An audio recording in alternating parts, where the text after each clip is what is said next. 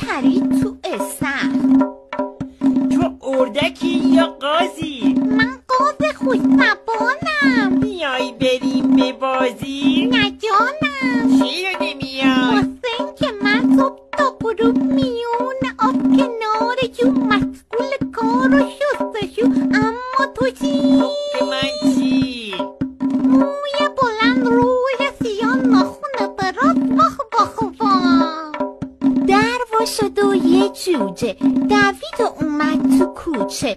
جیک جیک زنان گردش کنان اومد پیش حسنی. جوجه کوچولو میای با من بازی کنی؟ مادرش اومد. خدا بارو خونتون تو رو به خدا. جوجه ریزه میزه ببین چقدر تمیزه. اما تو چی؟ موی بلند روی سیاه ناخون